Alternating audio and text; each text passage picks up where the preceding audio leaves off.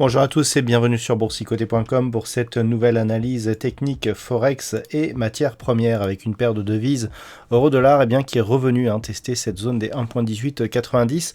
Alors la configuration était assez haussière, on est venu dans un premier temps ici tester cette zone de résistance, ensuite on est revenu ici sur la moyenne mobile 20 exponentielle, retrouver un petit peu de puissance. Deuxième test ici, et puis au final, encore un échec. Donc pour l'instant, on est dans un pré-signal de retournement. Si on élargit un petit peu le graphe, on avait ici une dynamique baissière qui s'affaiblissait avec des signaux d'affaiblissement qui devenaient de plus en plus nombreux. Et la cassure haussière des 1.1820 était la matérialisation justement de cet affaiblissement avec un signal de retournement. Mais on manque de relais. Toutefois, les cours, pour l'instant, évoluant au-dessus de la moyenne mobile 20 exponentielle, on garde une priorité plutôt haussière, sachant qu'en cas de rupture ici de cette zone des 1.1890, le nouvel objectif haussier serait un retour ici sur cette zone majeure des 1.1950. Sur la paire de devises livre sterling contre dollar américain, c'est la zone des 1.39 qui semble désormais agir comme zone de support après avoir été cassé ici à la hausse. D'ailleurs, lorsque l'on observe un petit peu le comportement des cours, on avait déjà une zone ici qui se situait sur un niveau proche des 1.3890 qui avait fait office de résistance ici sur cette phase très court terme. C'est cette même zone ici qui fait office de support actuellement. Donc, si cette configuration est vérifiée et confirmée, on a plutôt une configuration qui reste haussière, dans le sens où cette résistance ici est en train de se transformer en support.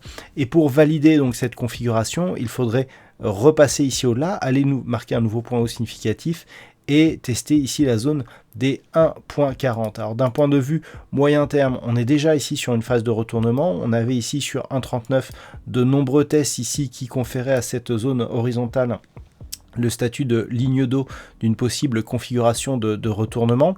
Donc le fait que cette zone après cassure soit testé comme support, nous laisse ici dans une perspective plutôt haussière et d'un point de vue technique par rapport justement à l'amplitude que l'on a entre ce point bas et cette ligne d'eau, l'objectif se situe ici sur un retour sur cette résistance majeure des 1.4210. Sur l'or, c'est toujours la neutralisation qui domine depuis quelques semaines maintenant. Je vous indique que la zone ici des 1795 $ l'once est un support sur lequel on revient énormément. Il y avait eu une impulsion haussière la semaine dernière, mais qui a été invalidée sur un niveau équivalent à la précédente dynamique, ici sur des niveaux proches des 1832 $ l'once. Donc pour l'instant, on est dans une totale neutralité d'un point de vue court terme sur le métal jaune, avec une petite préférence haussière, car nous avons ici une belle dynamique, une phase de consolidation qui est venue ici au contact des moyennes mobiles, mais qui ne s'est pas enfoncée ici, qui n'est pas revenu sur la bande de Bollinger inférieure. Donc on reste dans une dynamique certes affaiblie, mais toujours haussière d'un point de vue court terme. Et en cas de rupture ici de cette zone des 1832 $ l'once, nous pourrions avoir un signal de sortie ici de ce petit range avec comme objectif un retour ici sur cette zone ancien support des 1855 $ l'once. Et puis sur le WTI, les choses sont en train de changer. Alors la semaine dernière, j'attirais votre attention ici sur cette grosse dynamique qui avait permis un retour au-dessus des 70.40, zone que j'avais repositionnée. Et depuis, je vous indiquais que les cours ici évoluaient au-dessus de cette moyenne mobile 20 exponentielle qui agissait comme support. Aujourd'hui, on a invalidé le suivi de cette configuration puisque on est revenu ici au niveau du support, on l'a testé et puis on a marqué ici cette bougie de retournement qui marque une grosse pression sur la bande de Bollinger inférieure.